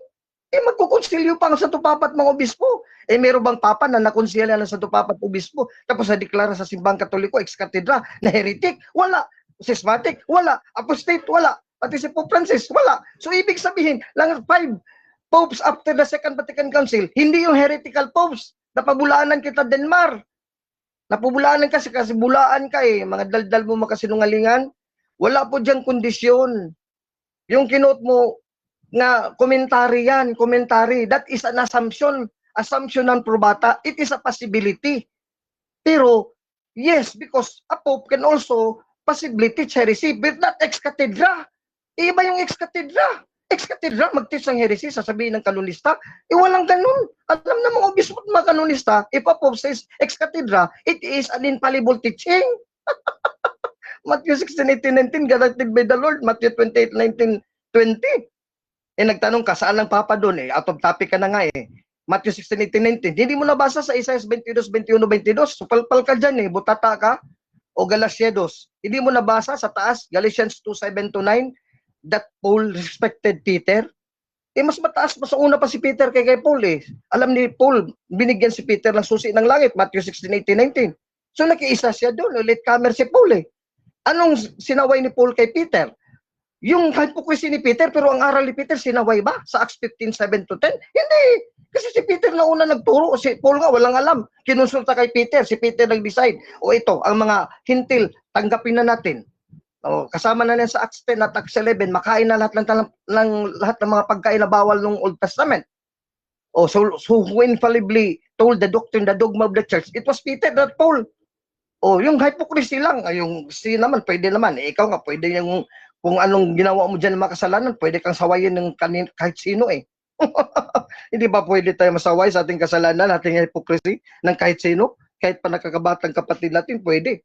Ito pa ngayon ng isang panluloko ni Denmark, kasinungalingan. Itong co-primum, wala daw. Sinabi lahat daw, lahat. Hindi niya ibig sabihin na, ang ibig niya sabihin ng lahat, pati pa, Pope. Ibig sabihin, mabumirang yan kay Pope Pius V. Kasi sinabi ni Pope Pius V, siya mismo nag-revise sa Clementine Latin Mass nung before sa kanya. 200 years before. Hindi alam, ikaw palang hindi alam. Ako nag-object kanina sa aduminim na walang alam si Madalvin. Ikaw walang alam, marami kang kulang. O sinadya mo lang talaga para makapaglihi sa amin na makapanloko, bluffing at panluloko at kasinungalingan.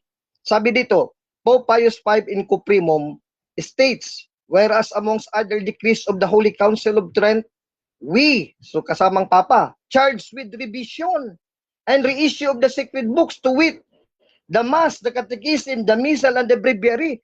So yung Cuprimum niya is a revision, yung telam niyan during that time is a revision of the former before Clementine Latin Mass 200 years ago.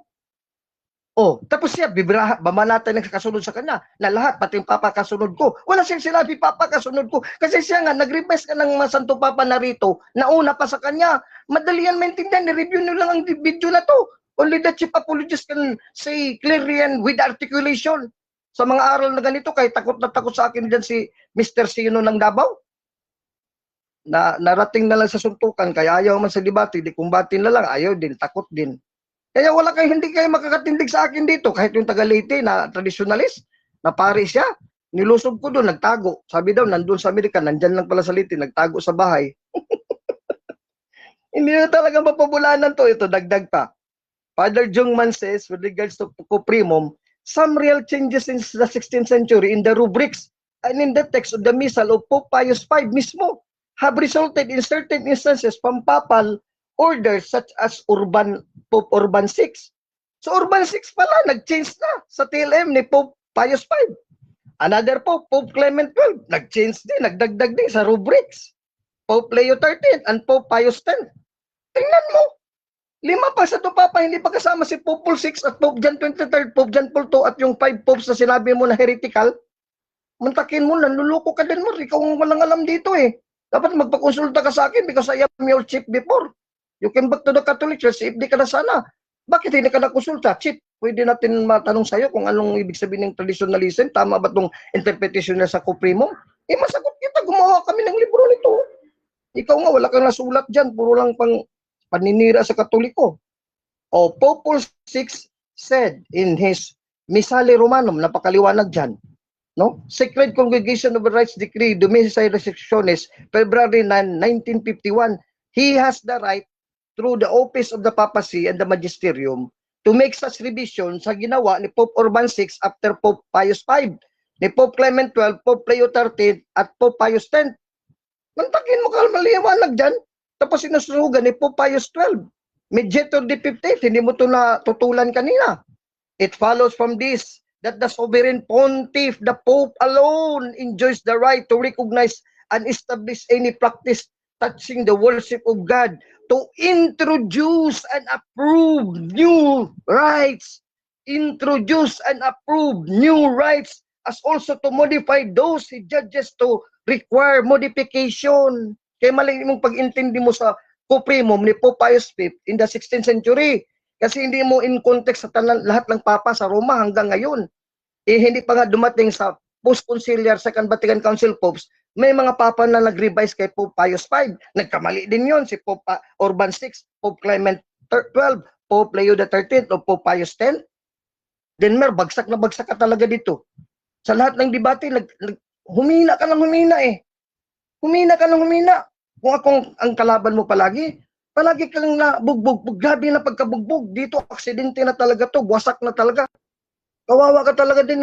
Dinadaan-daan mo lang sa tawa, ihilaw na yung tawa mo. Sa akin talaga, may laugh at you is very, is very truthful and contrite. So ayan, hindi mo na pasubalian. So wala na to, laglag na to lahat dito. O ito pa, hindi mo naman na-rebattle. Hindi mo naintindihan kasi, pag ni-remove yung excommunication, halimbawa sa Orthodox Church in the 1054, they excommunicated each other. Ni-remove din ng Orthodox Church ang excommunication nila. Ibig sabihin, kamali silang dalaw. Hindi, for the sake of the dead, tatay na yun eh. Wala nang magagawa nyo ng living magisterium. Pero for the sake of the living, simple kawawa naman yung living, maapektahan. Mga inosente pa naman yun. Hindi naman alam ang points of doctrine na dinilibatihan eh. O ngayon, may chance pa tayo mapabalik yung SSPX. Meron naman silang chance na bumalik talaga. They express their good intention to come back to the Catholic Church to be submitted to the Pope para hindi sila matamaan sa Canon 751. Ikaw tamaan ka ng 751, mas silipebri, patay na. Ang sinusundan mo, yung patay na excommunicated. Canon 751, patay na excommunicated, excomulgado ang tao na na-imperno ng kaluluwa kasi excomulgado out of the Church of Christ, out of the Catholic Church, excomulgado. Yun ang sinusundan mo, hindi yung Papa ngayon. Di ikaw na tamaan sa Canon 751, nagbumirang yan sa'yo. At Canon 941, wala kang humility to subject eh. Dito nga sa Roman Catholic Church, sa hierarchy ng mga laiko, meron dapat kayong mga humility, hindi kayo mga chief apologists. You have to be subject to my doctrine. Hindi na authority ko na gawin ko kayong slave. Hindi ko din sa doktrina. Ang chief apologist talagang pinakamagaling sa doktrina. Kaya everybody, pati sila Padre should be subject to the chief apologist because this is a holy office. Sa layman pa lang yan. Lalo na sa Santo Papa sa Roma. O Brother Denmar, invite you again, come back to the Catholic Church where there is still time. Maawa ka sa kalimutan.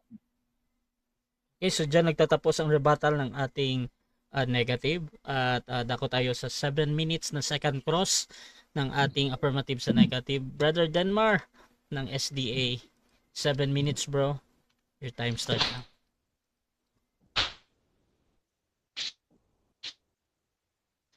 Okay. Unang tanong. Premise na muna, Mr. Moderator, according to our attention. Sige. Okay. So according dito sa internet, on 19 September 1851, the local bishop formally approved the public devotion and prayer of La Salette.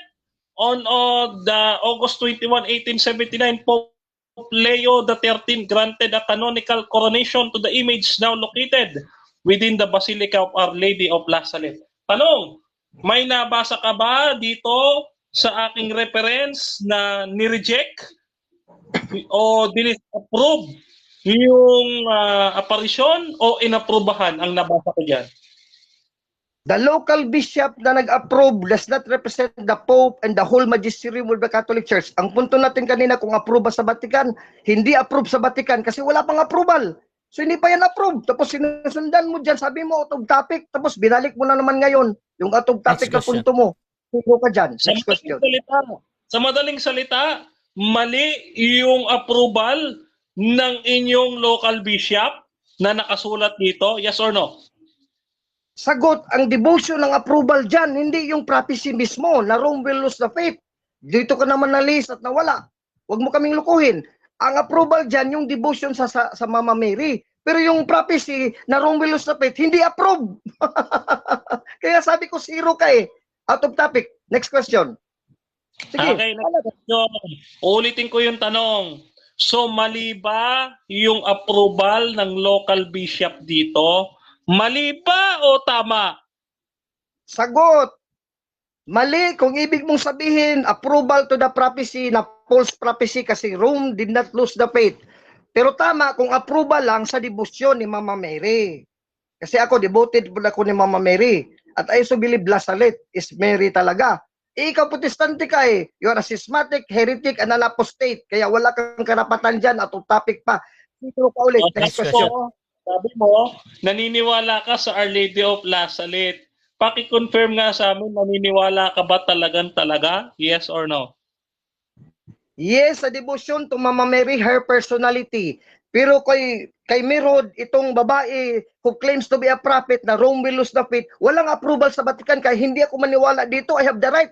Kahit mga private apparition, you have the right not to believe their prophecy. Hindi mo naintindihan, napakaliwanag. I'm very articulate in explaining this kanina. Sunod na Okay. tanong. Okay, sunod na tanong. Mayroon ka bang referensya na sinasabi na disapproval at ni-reject yung prophecy na yan? Verbatim, meron kang mababasa? Yes or no? Yes, verbatim, Catholic Encyclopedia. Most of the defenders of the text of 1879 suffered censure from all the bishops of the world. Maximum Giron, after an unhappy and wandering life, returned to Corp's native village and died there a death. Melanie Calvat ended no less wandering life. Kawawa. Panalo na. May nabasa ka ba, Alvin? May nabasa ka ba dyan, disapproval? Meron o wala? Yes, yung censure, disapproval yon. Magbasa ka ng dictionary. Ikaw palang walang alam eh. Basahin ko ulit. Suffered censure from all the bishops all over the world. So censored, disapproved from all the bishops. Paano ma-approve sa Papa? Eh, hindi nga nakapasal sa mga obispo. Kaya they suffered a very lonely life si Melanie Calvat. Kasi that is a false prophecy. Wrong. Okay, next question. Premise ito, Mr. Moderator. Ang sabi ni John Paul II sa Crossing the Threshold of Pope, page 3, the Pope is the man on earth who represents the Son of God, who takes the place of the second person of the omnipotent God of the Trinity. Tinatanggap mo ba ito?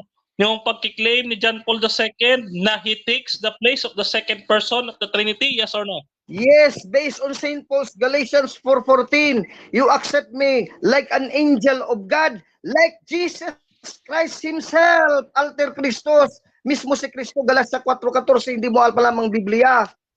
Kaya ngayon, balik na sa Katoliko din, habang may panahon ka pa. Sayang yung kaluluwa mo, maimperno katulad ni Lefebvre. Okay, next question. Galatia 4:14. Sa madaling salita, talaga bang tinatanggap mo yung claim ng Papa na he takes the place of the second person of the Trinity ayon kay John Paul II? Talaga bang tinatanggap mo? Yes or no? Yes, ayon sa Biblia, letra po letra na hindi nyo tinanggap si San Pablo sa Galatia 4:14. But receive me as an angel of God Himself, even as Jesus Christ Himself. King James Version, si Kristo Jesus mismo. Buti dyan, kapalit lang. Representative lang, vicar yan. Ito talaga, Jesus Christ mismo. Bagsak ka sa Biblia, knock-out ka na kanina pa. Bugbog ka, balik ka na, Brother Denmar. Maawa ka sa kaluluwa mo. Maawa ka sa'yo.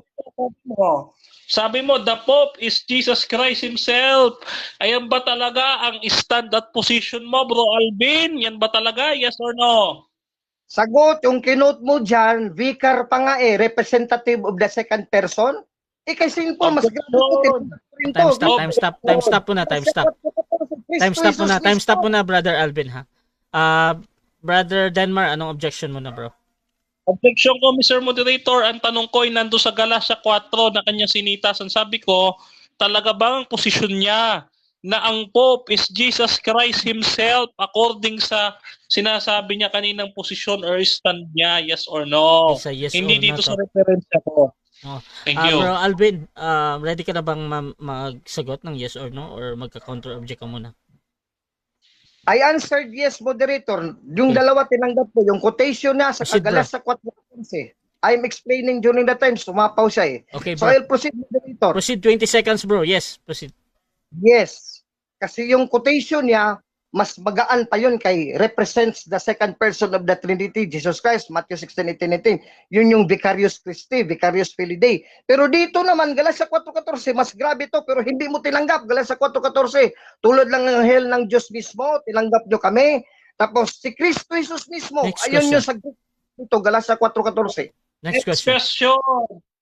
Sa madaling salita, ang Papa sa Roma ay tinitake niya ang place ng Diyos dito sa lupa. Yes or no? Yes, because Jesus Christ made him a vicar in Matthew 16:19. Ibibigay ko sa iyong susi ng kaharian ng langit. Sinong may-ari ng susi? Di ba ang Diyos? Ibinigay kay Pedro, tinanggap ni Pedro, Matthew 16:19. So, Galatia 4:14, tinanggap nyo kami bilang si Kristo Jesus mismo kasi may-ari ng susi. Tapos binigyan ng susi, tutulan mo yan sa Biblia. Antikristo ka pala, antikristo ka?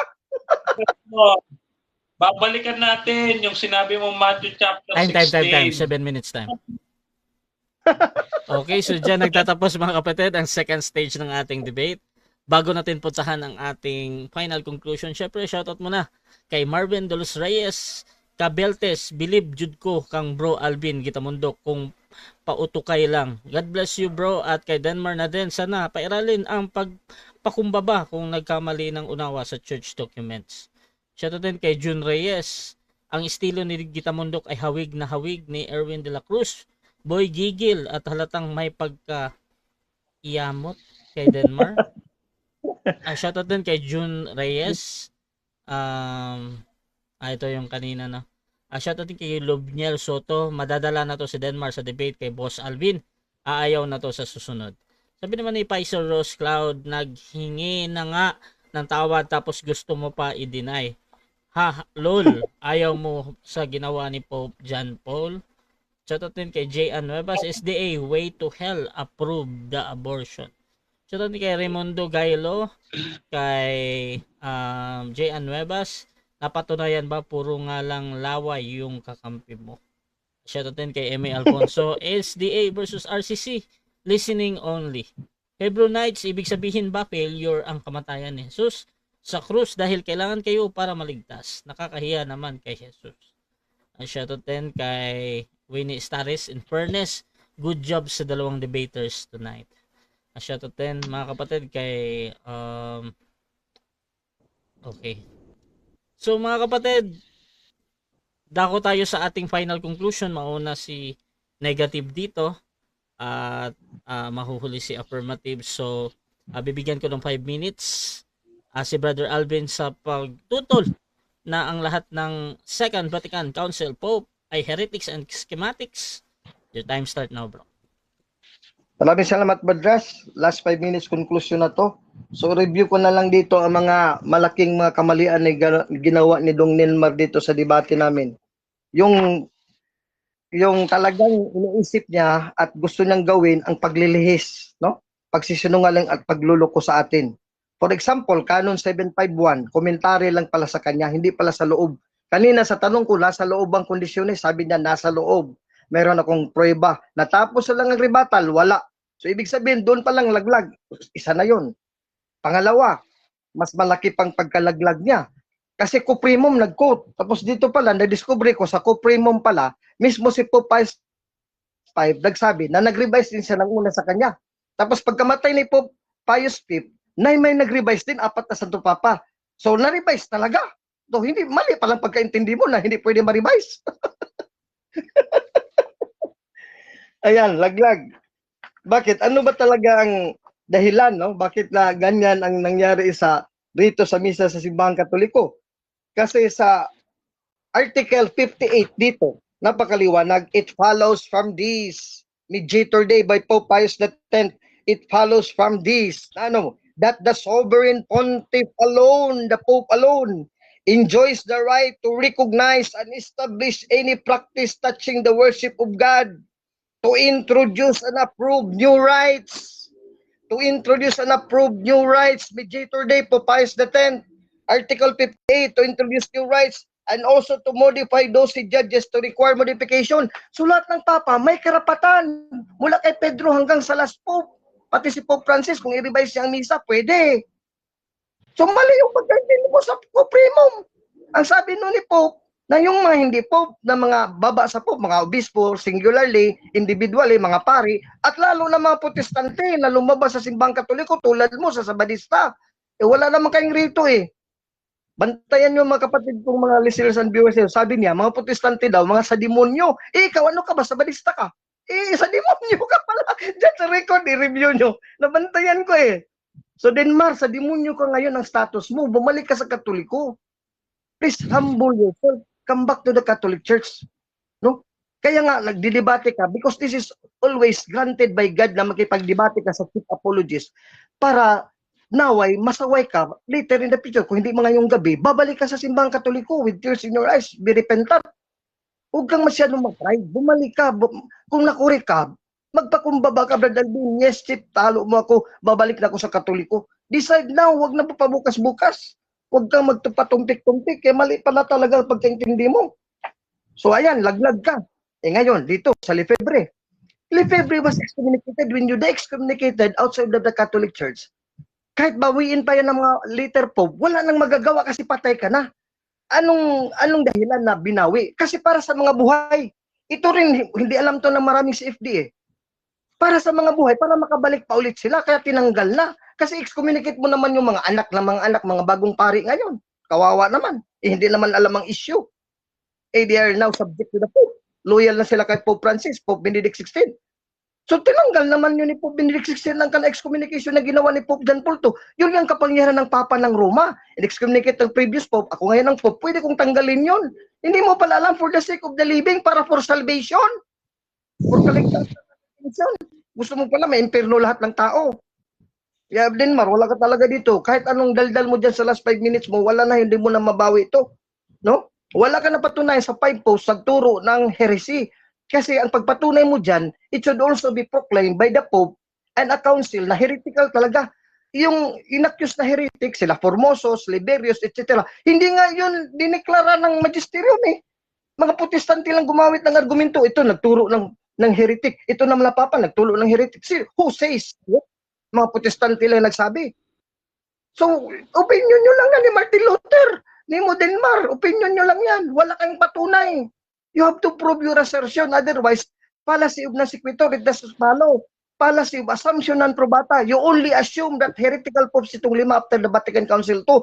Pero you only assume without proof and evidences. Puro lang aligasyon, puro lang pamimintang. Bawal magbintang, Exodo 20:16. Nagsinungaling ka pa, tapos nagbintang ka pa, Exodo 20:16. So, tatay mo, John 8:44, ang demonyo, ang source of kasinungalingan. Gusto mo talagang ilihis kami.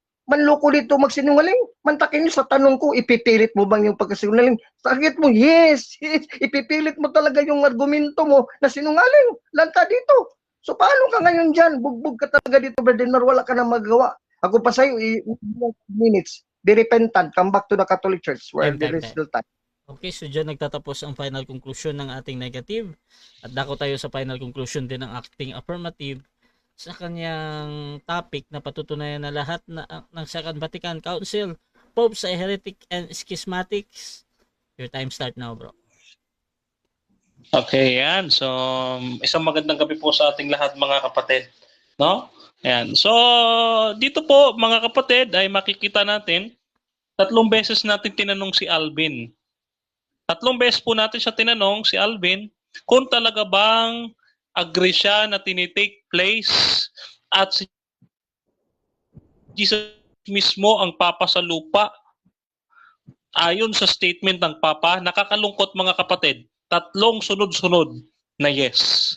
No, sabi dito ni Pope John the 23rd, ito ay Vatican II popes. Ang sabi niya, only if they can be united to him can be men be saved, for the Roman Pontiff is a vicar of Christ and his personal representative on earth. No, according po yan sa homily niya sa Bishops and Faithful noong November 4, 1958 mga kapatid. So therefore, ito mga kapatid, sabi niya, wala daw maliligtas kung hindi makikipagkaisa sa Santo Papa. Tanda po ninyo mga kapatid, sa Biblia, isa lamang ang daan sa kaligtasan. Yun po ay si Jesus.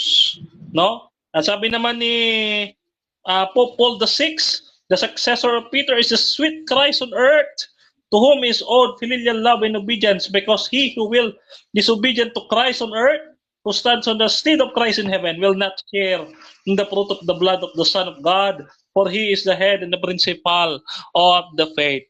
No, mga kapatid, ang Papa daw sa Roma, ang daan sa kaligtasan, kung papaano tayo daw ay sumusuway sa Kristong nasa lupa, no?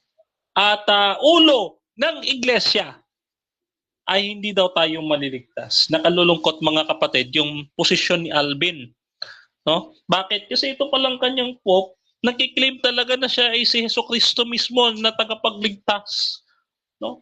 Nakakalungkot, pinalitan niya na si Kristo bilang ulo ng iglesia, pinalitan niya. Wala naman sa Bible na ganyan. No? Katulad dito, the Pope is the man on earth who represents the Son of God, who takes the place of the second person of the omnipotent God of the Trinity, according kay Pope Paul II. No? So, Pope John Paul II. So ito mga kapatid, patunay ito na ang Adventist hindi nagkakamali sa kanyang daladalang aral. No? Ang sabi dito sa Daniel 7:25, at siya'y magsasalita laban sa kataas-taasan. No? Sabi dito, no, siya'y magsasalita laban sa kataas-taasan. Hindi ba yan ang kanyang ginawa? Ano pa ang kanyang ginawa? At nilipulin niya ang mga banal ng kataas-taasan, inkwisisyon, pinagpapatay niya yung mga Kristiyano, at kanyang iisiping baguhin ang panahon at ang kautusan, ang pagbabago sa Sabat, mga kapatid. No? Kaya ano ang sabi ni Apostol Pablo sa ganyang tao? Ikalawang Thessalonica 2:3-4. Sabi dito, mga kapatid, huwag kayong padaya kanino man sa anumang paraan, sapagkat hindi na darating malibang maganap ang pagtalikod at mahayagan taong makasalanan, ang anak ng kapahamakan. Siya ay sumasalungat na nagmamataas laban sa lahat na tinatawag ng Diyos o sinasamba, anupat nauupo siya sa templo ng Diyos na ipinapahayag ang kanyang sarili bilang Diyos. Mga kapatid, ang leader po ng tunay na iglesyang itinatag ng Jesucristo ay hindi po tulad ng Papa sa Roma na nagkiklaim na siya ay Diyos. No, manapa ang ating leader ay si Jesus, na siyang ating Panginoon. Kaya po tanggapin po ninyo mga kapatid at mga kaibigan naming Katoliko at kilalanin ninyo na si Jesus lamang ang tanging daan sa kaligtasan at hindi ang Santo Papa ninyo, mga kapatid, na siyang sinasabi ng inyong doktrina.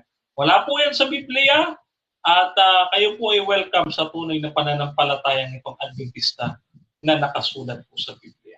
Muli po ang inyong pong lingkod, Brother Denmar Santiago. God bless you, mga kapatid. Okay, so dyan nagtatapos ang debate natin between Seventh-day Adventist and Roman Catholic Church, mga kapatid. At before natin i-end yung ating live, syempre gusto ko muna silang bigyan ng time. Magpasalamat sa lahat ng manonood at makakapanood pa dito, sa lahat na nag-comment sa lahat ng ating nasa live, YouTube channel, Facebook. Unahin natin si Brother Denmar. Bro, pasalamat bro. Una, maraming salamat. Una sa ating Panginoon, mga kapatid, na siya nagbigay sa ating mailantad ang mga kontradiksyon at kontrahang mga dokumento ng Simbahang Katolika. No? Iyan po ay ang ating purpose sa ating purpose sa debating ito. Maipakita sa inyo na mali po talaga kanilang dokumento. At ngayon, mga kapatid, pinasasalamatan natin ang ating moderator and the reporter, Brother Rasha, at sa kanyang platform. Hindi po yan bias sa moderator according po sa ating mentor, no? Yan, okay? So, at syempre yung ating mahusay at talaga naman tinitingalaan, Chief Apologies, International Debater ng Roman Catholic Church, Alvin Kitamundok, mga kapatid. Yan. So, makikinig po kayo sa kanya. Punto por punto, Ate Maria, makinig po kayo sa kanya, mga kapatid. Ha? Okay? So, pinasasalamatan din natin ang Advent Biblical International Ministry at ang ating mentor, Dr. Rocky Tulog, at ang ating partner sa ministry, Brother Fernando Bigamacho Jr., mga kapatid. No, para po sa mga sumusubaybay sa akin, meron po tayong FB page na Ayon sa Nasusulat Ministry. Ayon sa Nasusulat Ministry, araw-araw po yan from 8 to 9:30 p.m. po ang ating live broadcast. At sa aking YouTube, sa aking pangalan, Brother Denmar Santiago, or i-hashtag nyo lamang ayon sa nasusulat ministry, lalabas na po yan aking YouTube channel, no? So muli po mga kapatid, kayo po ay inihabilin sa ating Panginoon at naway naintindihan ninyo ang ating paglalakad ng ating pananampalataya na si Jesus ay namatay, si Jesus ay muling nabuhay, si Jesus ay muling babalik sa wakas ng panahon. Kaya't kaibigan, humanda ka, pabalik na si Jesus, mga kapatid. So muli po, mga kapatid, in nomine Patri et Filii et Spiritus Sancti. Maraming salamat and God bless us all, mga kapatid. And Viva Iglesia Adventista del Sétimo Día. God bless sa ating lahat, mga kapatid. Okay, at syempre, ang pasasalamat din, Brother Alvin. Salamat sa Diyos. To God be all the glory, pro Deo et Ecclesia, Laos TV Domini, at sa ating Chief Admin, si Bad Rasha, for welcoming me here. Minsan na ako makapagdebate dito sa Rasha TV. Tapos, aking katunggali naman, si Bad Denmar. As your elder brother, Bad Denmar, alam ko, mayroon pa ring streak of your being a Catholic kasi you pronounce in nomine Patri et Filii et Spiritus Sancti. That is a form, the sign of the cross, a Catholic prayer in Latin. So, ibig sabihin, there is still a chance that you will come back to the Catholic Church. But Denmar, always remember, sa lahat ng CFD at sa Katoliko sa buong bansang Pilipinas, the Chief Apologist welcomes you. He prays for you and hopes for the best for you, that you will come back to the Catholic Church and save your soul and the souls of all the traditionalists. Mga kapatid kong mga Katoliko, as I have always debated, hindi lang sa Denmar, sa ibang mga reliyon, pati na mga walang Diyos, mga atheist, mga pantheist, etc. I have dedicated my holy office of being your chief apologist. Palagi tayong ginagabayan ng Diyos at palaging matindi talaga ang katotohanan ng Diyos na walang makatutol sa ating Luke 21:15-17. Shout out sa aking mga supporters, ating mga RDM generals. Hindi ko na lang isa-isahin, pero yung mga kakilala ko lang talaga na very close to me, si General Chris Catris Bernabe, si General Ramon Mapalo Naul, mga RDM generals din makasama ko dito sa Cebu. At sa lahat ng mga Catholic defenders and Catholic apologists na nagbigay ng kanilang time to defend the Catholic faith, the CFD National Office, kasama ng ating mga spiritual directors, mga pari natin. Salamat sa inyong pagtangkilik, pagdepensa, pagtatanggol ng ating simbahang Katoliko. Our reward will be great until the time when Jesus Christ comes back again to take us to Himself. No? Ako naniwala ako tuloy kay Denmar na hindi na magtatagal, babalik ang Diyos. Kasi ilang taon na lang, siguro mamatay na ako. Babalik na ang Diyos sa buhay ko.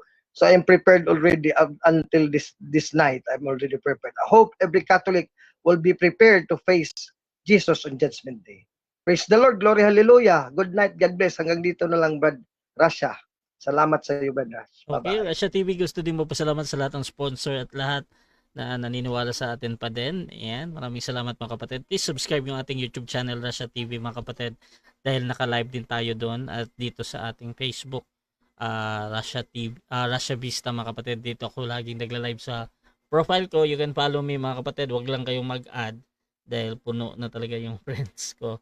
So mga kapatid, kung gusto nyo sumali sa ganitong gawain, pwede kayo mag-PM sa akin or maghamon man sa dalawang magigiting na debatista na nandito, si Brother Denmar Santiago ng Seventh-day Adventist and of course Alvin Gitamondok ng Roman Catholic Church mga kapatid. So sa lahat, maraming salamat. This is Admin Rasha ng Rasha TV and we're out. To make His message known is our responsibility. So here we are to pledge our lives to the Lord of eternity.